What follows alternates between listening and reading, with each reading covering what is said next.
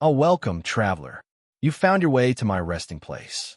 I am the sleeping giant, and I've been dreaming for a very long time. Tonight, I'll share with you a story woven from ancient whispers and moonlit dreams to help you drift into a peaceful slumber. So, lay your head down, close your eyes, and let the world fade away. The journey begins now, and by the time it ends, you'll already be dreaming. The night had been warm, and the moon hung low like a silver coin resting on a dark velvet cloth. The village of Eldon Hollow lay quiet beneath it, its wooden homes and cobblestone paths bathed in pale light. A young girl named Elera sat by the hearth in her family's cottage, a wool blanket tucked around her small shoulders. She was only 12, with dark hair that caught the firelight like strands of polished obsidian, and eyes as deep and steady as the lake beyond the fields. Her parents' laughter still lingered in the room, her mother kneading bread dough at the table, her father mending a wooden yoke for the oxen. The smell of warm bread mixed with the scent of pine resin from the fire, wrapping the little home in peace. Elera had never thought about losing it. She had never imagined that peace could shatter so quickly. The first sound came like a distant crack of thunder. But thunder did not come in clear summer skies. Then came the shouts. Harsh, urgent, not the friendly calls of neighbors, but the guttural bark of armed men.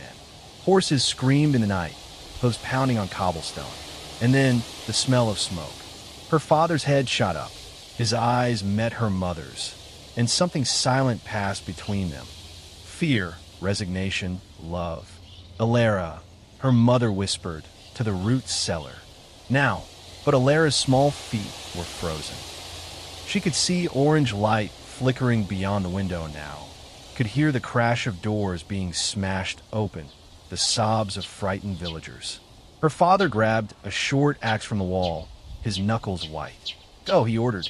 She ran, heart pounding, but she had not even reached the trapdoor when the soldiers burst through the front.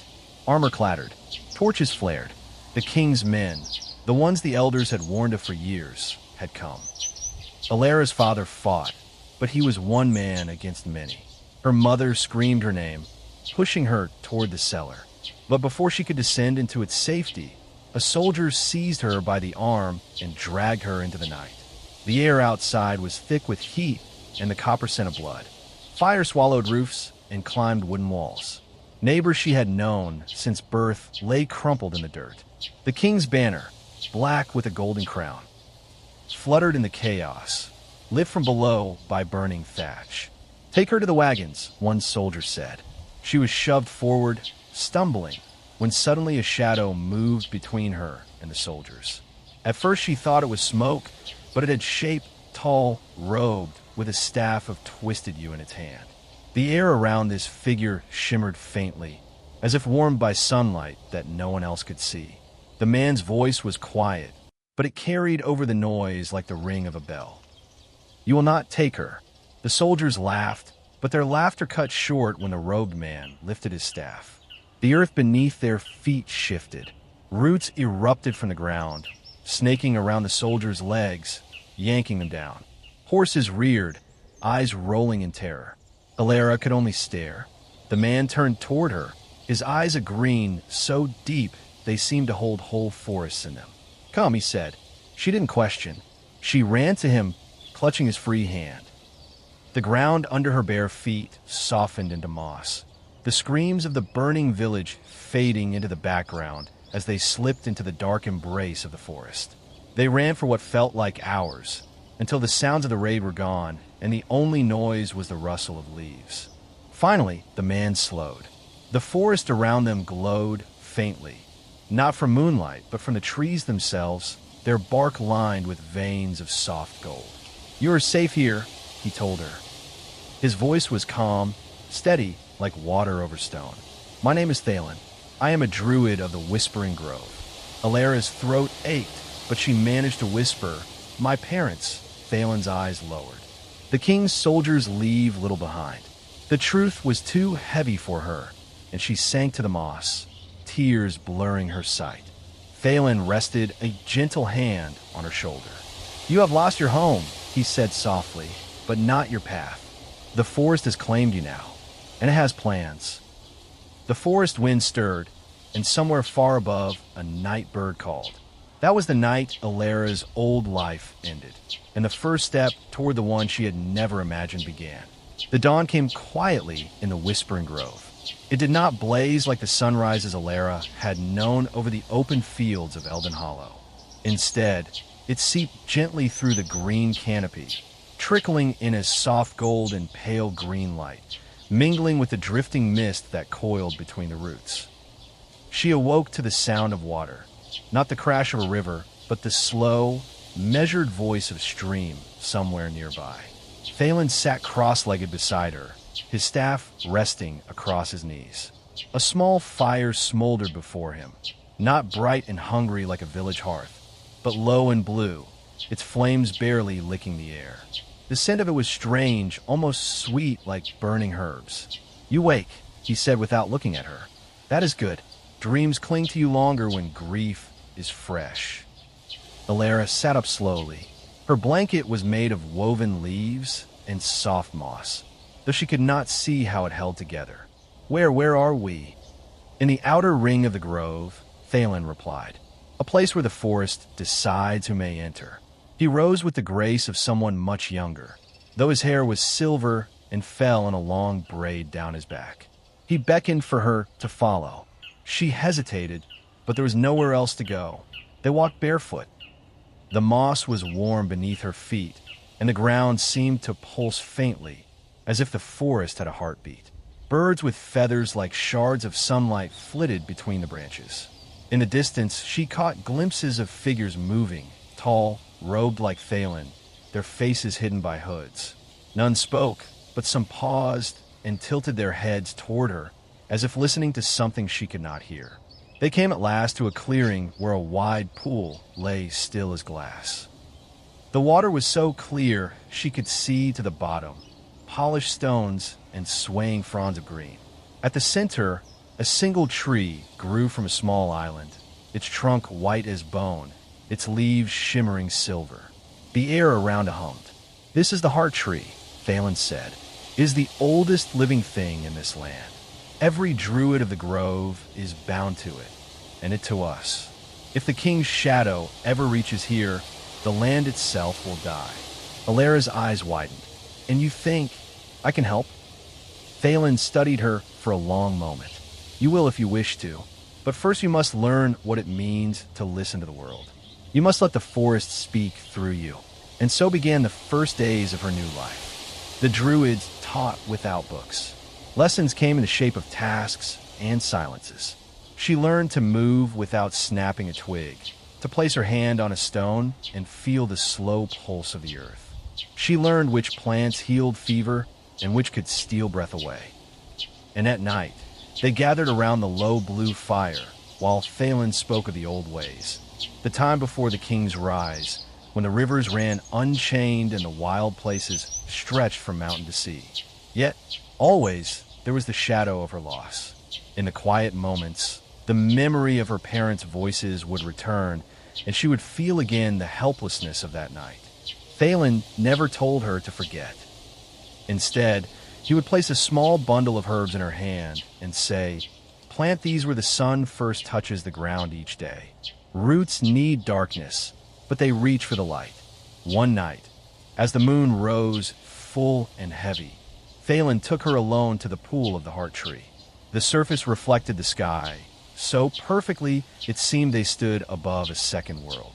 "Close your eyes," he told her. "Breathe with the forest." She obeyed. She heard the slow sigh of leaves, the ripple of water, the distant call of an owl. But beneath it all, something else. A low, endless murmur, like a voice just beyond understanding. When she opened her eyes, Thalen was smiling faintly. "You heard it," he said. "The forest remembers your parents. It remembers every life taken by the king, and it waits." That night, Elera dreamed of standing beneath the heart tree as its silver leaves fell like snow. When she reached out her hands, the leaves became small birds, and they lifted her into the sky. Seasons passed in the grove, though time here felt softer, less hurried. The trees did not rush to shed their leaves, and the river's voice changed only with the moon's turning. For Elera, the days wove together into a tapestry of quiet rituals. Tending to the gardens, carrying water from the stream, and sitting in silence beside Thalen while he traced patterns in the dirt with the tip of his staff. Her body grew stronger.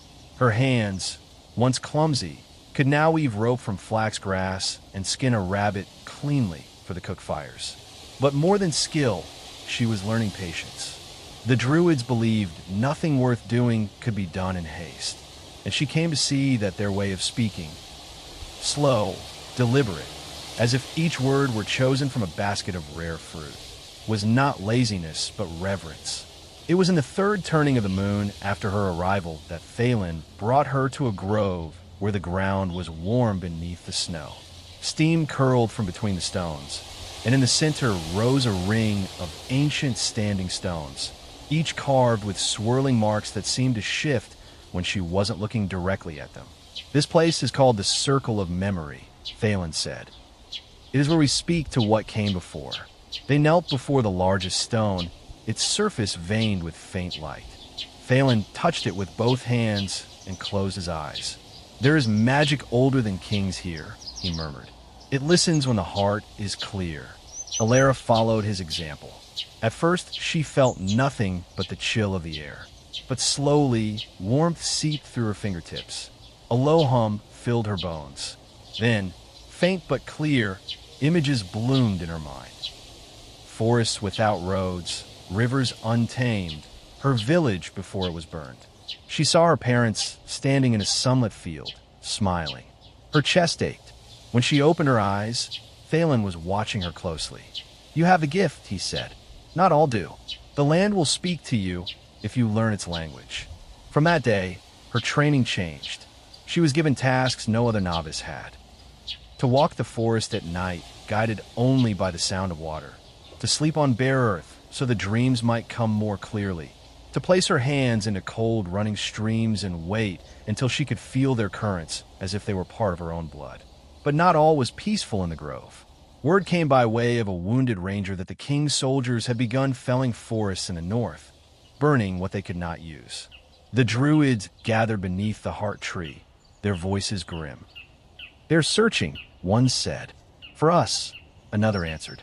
"Or for what we guard." Elera listened from the edge of the circle, her heart heavy. Thalen found her later and spoke in his usual quiet tone. "The king's reach grows, and the land weakens with every tree they take. You will see it soon enough." She wanted to ask what he meant, but before she could, he led her deep into the forest to a place she had never been. The air was colder here, and the trees leaned inward as if whispering to one another. In a hollow between great roots lay a wolf, not dead, but sick, its fur matted, its breath ragged. Its eyes were clouded with a pale film. "This is what the king's work does," Thalen said, kneeling beside it. "When the forest suffers, so do its children." They worked together through the night. Elera mixed herbs into a paste and fed it to the wolf, while Thalen murmured words in a language older than the standing stones. Slowly, the animal's breathing steadied. It opened its eyes, clear now, amber and bright, and for a long moment, it looked directly at Elera before slipping away into the shadows. "You did that," Thalen said. "I only followed your instructions," she replied. He smiled faintly. "And the river only follows the mountain's shape, yet it still carves valleys." In the days that followed, she thought often of the wolf's gaze. Something in it felt like a promise, or perhaps a warning. And somewhere far beyond the safety of the grove, the king's soldiers marched closer. It began with a summons. At dawn, Thalen came to where Elera was grinding roots by the fire. He did not speak at once, but stood watching her work until she looked up. "The council has chosen," he said simply. "It is time for you to leave the grove." Her heart skipped. "Leave?" "Only for a time," he assured her. "A task must be done. The rivers west of here have been poisoned by the king's miners. Villages are falling ill. You will go with 2 others to bring them what healing you can." The words filled her with a strange mix of pride and fear. She had never walked so far from the grove since the night of her rescue. But Thalen's gaze was steady. "You have learned to listen," he said. "Now you will learn to answer." By noon, She was walking west with her companions. Brannock, a broad-shouldered druid whose staff was capped with an antler, and Elera, a soft-voiced woman whose cloak seemed always to smell faintly of lavender. They traveled without hurry, pausing often to kneel beside streams, to place offerings of herbs or carved stones at certain trees. Elera came to understand these were not delays, but part of their protection, small promises made to the land as they passed. The forest thinned into scrub, then into low hills where the wind carried the scent of smoke and iron. On the third day, they reached the first village. Its fields lay untended, its wall covered by a rotting board. People moved slowly, their faces drawn, eyes sunken. A woman led them to her son, a boy no older than Elera had been when her parents were taken. He lay on a straw bed, skin damp with fever. Brannock set to work at once, unpacking vials and pouches, while Elera began boiling water over a small fire. Elera knelt beside the boy, taking his hand. His breath rattled. She remembered the wolf, and the way she had placed her hands on its fur, willing life back into it. Closing her eyes, she reached for that same quiet place within herself, the one where the forest's voice hummed. She felt the boy's fever like a sharp wind against her palms. Slowly, carefully, she drew the warmth away, sending it into the earth beneath the hut. The boy's breathing eased. When she opened her eyes, Elera was watching her. "You are quick to the path," she said softly, "but it will cost you if you give too much." They stayed 2 nights in the village, tending the sick, mending the well, planting herbs along the banks of the poison stream. Elera slept little, but each morning she felt more certain that this, helping, mending, was what she had been meant for all along. It was on their return journey that danger found them.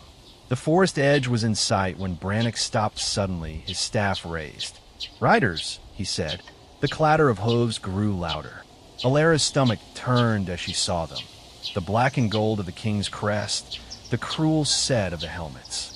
For soldiers emerged from the trees ahead, blocking the path. "Well," one sneered, "what have we here? Healers? Or spies?" Brannock stepped forward. "We bring medicine, nothing more." The soldier's gaze swept over them and settled on Elera. "You," he said, dismounting. "I've seen your face before." Her heart pounded. She could smell the smoke of her village again, hear her mother's voice. The soldier took a step closer. Before he could speak again, the air between them shimmered. Roots erupted from the ground, curling like snakes around the soldier's legs. Brannock's staff blazed with green light. "Elera," he said without looking back, "run." But something in her refused. She planted her own feet, raised her hands, and called on the earth the way she had at the circle of memory. The soil under the soldiers turned slick and soft, sucking at their boots. Horses reared and screamed. In moments, the path was theirs again. Brannock's eyes were sharp when he looked at her. "You will be a great danger to the king," he said, "and so a great danger to yourself." That night, as they camped in the shelter of an old oak, Elera stared into the embers of the fire. The soldiers' faces haunted her, but so did something else. The strange sense that the forest itself had risen at her call, not just because she asked, but because it wanted to. The grove welcomed them back with the rustle of leaves and the low murmuring of the streams. Yet even here, the air felt heavier than when Elera had left. The Druids moved more quickly, their quiet conversations edged with urgency. Thalen found her at the herb gardens before she could seek him out. "You crossed paths with the king's men," he said. It was not a question. Elera nodded. "They knew my face." His gaze lingered on her a long moment, as if weighing the cost of his next words. "There is more to that than you think." They walked together to the heart tree. The pool reflected the sky, but its silver shimmer seemed dimmer. "The king is not merely a tyrant of men," Thalen said. "His power is bound to the land, bound through something he stole long ago." He placed a hand on the white bark of the heart tree. "Before your birth, there were 3 seeds of dawn. Each held a piece of the earth's first breath, the pure magic that keeps the land alive. 2 remain hidden. One," his voice tightened, "one is in the king's grasp. Elera's stomach turned. And my face. Why would he? Phelan's eyes, green and deep as summer leaves, met hers. Because you're tied to the third seed. It was entrusted to your bloodline generations ago. Your parents guarded it, though they never told you. The night your village burned was no random cruelty. He was hunting it, and you. Elera felt the air leave her lungs. Images of that night swirled in her mind. The torches, the screams, the soldier's grip on her arm. All this time, she had thought she was simply one victim among many. But now, her voice was quiet when she asked, "Do I still have it?" Phelan shook his head. "Not yet. The seed's resting place is hidden, sealed until you are ready to claim it. The forest will show you the way when the time is right." They stood in silence for a while, the breeze stirring the silver leaves. Then Phelan said, "The king's reach grows bolder. He has ordered roads cut toward the grove. The council means to strike before he can come too close." Elera's chest tightened. "You mean war?" "War of a sort," Phelan said, "but not with swords alone. We fight with root and river, with the will of the earth itself. And you, Elera, you will have a part in this." That evening, the Druids gathered for a ritual older than the Standing Stones. Blue fires burned in a ring around the heart tree. The air hummed with voices speaking in the old tongue. Elera stood among them, feeling the weight of every gaze. When the chant ended, Phelan placed a bundle in her hands. A cloak the color of moss after rain, a satchel of herbs and carved stones, and a dagger with a hilt wrapped in braided grass. "These are yours now," he said. "Tomorrow, you begin the journey to find the seed." Her mind whirled. She had left the grove once before, but this would be different. She would not be returning until her task was done, and the path ahead would lead her toward the very man who had taken everything from her. That night, she could not sleep. She lay beneath the canopy, staring up at the starlit gaps between the leaves, and heard again the low murmur of the forest voice. This time, she thought she understood one word. Soon, dawn spilled gently into the grove, painting the mist gold.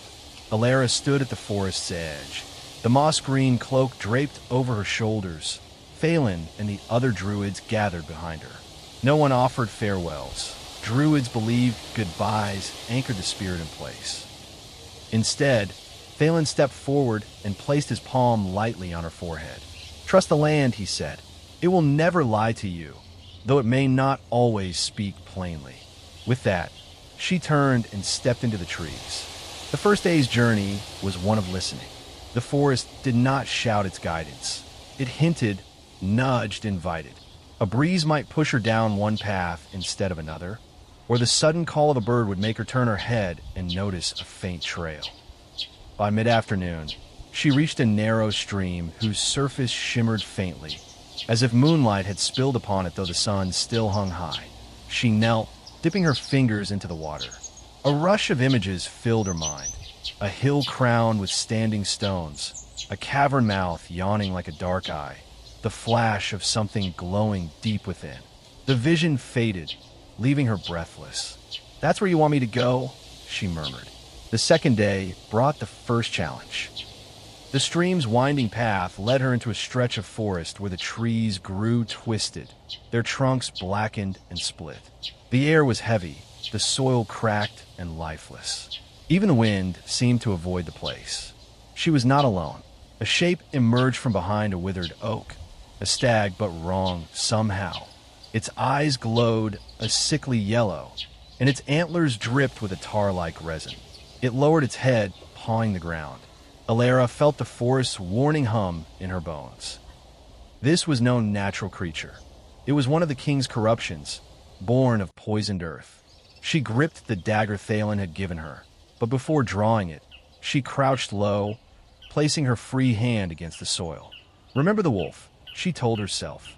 She closed her eyes, reaching for the thin thread of life still buried in the land beneath her. It was faint, fragile, but present. The stag charged. Elera thrust her palm into the ground, sending what little strength she could gather into a sudden burst. Grass erupted at the stag's hooves, tangling its steps. It stumbled, giving her a moment to rush forward. She placed her hand against its neck, ignoring the heat that seared her palm, and pushed the healing deep. The yellow faded from its eyes. It staggered back, shook itself, and then, as though embarrassed, bounded away into the trees. Her knees shook. Sweat dampened her hairline. She had learned the truth of Lyra's warning. Giving too much took something from her. By the 5th day, she reached the base of the hill from her vision. The standing stones crowned its summit, worn and cracked, their markings barely visible beneath moss. But the cavern mouth yawned just beyond them, and from within came the faintest glimmer of light. She stepped inside. The air was cool and smelled faintly of wet earth. The tunnel twisted downward, narrowing until she had to crouch. The light ahead grew stronger, not torchlight, but a pure, steady glow. When she reached it, she found herself in a small chamber where the walls were veined with silver, and at the center, nestled in a cradle of roots, rested a seed the size of her fist. It pulsed faintly, like the heartbeat of some sleeping creature. Elera reached out. The moment her fingers touched it, the world fell away. She stood on a plain of endless green, wind tugging at her hair. In the distance, she saw a great tree, larger than any she had ever imagined, and at its base, a dark figure crowned in gold. He turned, and she saw the king's face, smiling without warmth. "You carry what is mine," he said. Then the vision shattered, and she was back in the cavern, the seed warm in her hands. She wrapped it carefully in her cloak and made her way back into the daylight. The forest voice was louder now, urgent but steady. "Run." The seed was heavier than it should have been. Not in her hands. There it felt light, almost fragile, but in her mind, as though carrying it placed a weight across her shoulders that no cloak could hide. Every step seemed to echo through the forest, and she could feel eyes on her. By the time the sun reached its zenith, she had crossed half the distance back toward the grove.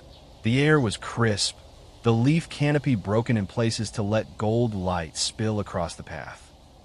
Then came the sound she dreaded, the rhythmic clatter of armored hooves. Elera ducked into the undergrowth just as 3 riders emerged from the far side of the clearing. Black and gold, the king's men. They were speaking in low tones, but she could make out enough. Reports of a girl seen near the old hill, orders from the crown himself. Bring her alive, if possible. Her pulse thundered in her ears. She stayed still until they moved on, but she knew they would not be far. The forest seemed to press around her in warning. She moved quickly, weaving between the trees, keeping to the shadows. The seed pulsed faintly against her chest, but before long, a sharp whistle cut through the air, a signal. The riders had found her trail. She ran. Branches whipped at her face, roots snagged at her boots, but she pushed on, listening for the forest guidance. The hum in her bones pulled her toward a ravine where a narrow footbridge of twisted vines spanned the gap. She was halfway across when the first soldier burst from the trees. The bridge swayed violently. Elera reached the far side and spun, drawing the dagger. But before the soldier could follow, the vines beneath him writhed, snapping free of their anchors. He plunged into the ravine with a roar, the sound fading into the rush of water below. The others hesitated, scanning the shadows. That was when the forest moved. A wall of thorn brambles erupted from the soil, growing so fast the sound was like tearing cloth. The soldiers shouted, hacking at the barrier, but the more they cut, the faster it grew. Elera backed away, breathless, as the brambles sealed completely, their spines glistening. The hum in her bones softened again, becoming steady. The message was clear: go now. She didn't stop until nightfall. The moon rose, silver and cold, and she made camp beneath an ancient oak whose roots formed a shelter. The seed glowed faintly in the dark, and she found herself speaking to it in a whisper.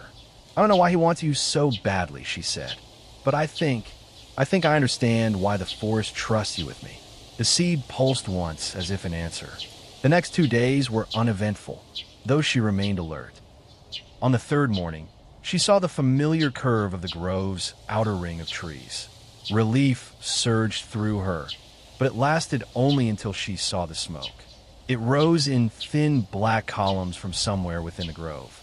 The birds were silent. The air smelled of ash. Elera gripped the seed tighter and ran. Elera crested the last ridge before the grove and froze. The silver shimmer that had always danced in the treetops was gone. Smoke coiled up through gaps in the canopy. Here and there, the green was marred by patches of scorched black. She descended quickly, her heart hammering, the seed warm against her chest. At the edge of the outer ring, she found signs of the battle. Churned earth, broken arrows, the splintered remains of a staff lying in the moss. The air carried the metallic tang of blood. Elera! She turned to see Lyra emerge from the shadows, her cloak torn, her braid loose and tangled. Relief washed over her, but it was short-lived. They came at dawn, Lyra said, her voice low. Dozens of them. They pushed through the outer wards. We held them off, but she swallowed. Phelan is inside. The heart tree is under siege. They ran together through the winding paths. Where once the grove had felt timeless and serene, it now throbbed with urgency. The whisper of leaves replaced by the groan of strained wood, the hiss of growing roots as druids bent their power toward defense. Figures darted between the trees, their hands glowing green or blue as they mended wounds, reshaped barricades, and pulled the injured to safety. At last, they reached the heart tree's clearing. Elera's breath caught. The white trunk was scarred and blackened in places, its silver leaves falling in showers. Around its base, druids fought against soldiers in black and gold, the clash of steel against staff ringing out in the air. Phelan stood at the center, his yew staff alight with emerald fire, holding a line of roots and vines that writhed to block the enemy's advance. When his gaze found Elera, his expression changed, not to surprise, but to grim recognition. "You have it," he called, even as he turned aside a blow. Elera pushed through the fray, Lyra at her side. A soldier lunged, and instinct drove her to thrust her palm toward the earth. Roots burst from the ground, knocking him off his feet. She reached Phelan, pulling the seed from her cloak. "What do I do?" she asked, breathless. He pressed a hand to the seed and then to the heart tree's bark. "Place it here," he said. "It will awaken the tree's true strength.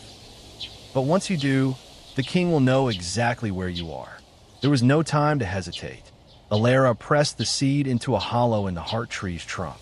The roots closed around it like a hand. The ground shook. From deep within the earth, a low sound rose. Not quite a roar, not quite a song.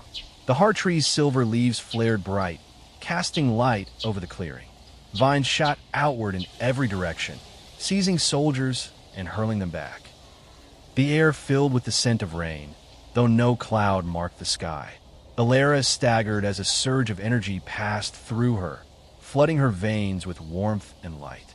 She saw flashes, rivers clearing of poison, burned fields sprouting green, animals stirring in long empty glades. But she also saw the king, far away in his black stone keep, turning his gaze toward her, and smiling. The soldiers broke and fled, leaving the druids to tend to the wounded. Phelan's face was pale but proud. "The seed is where it belongs," he said, "but the king will come for it, and for you.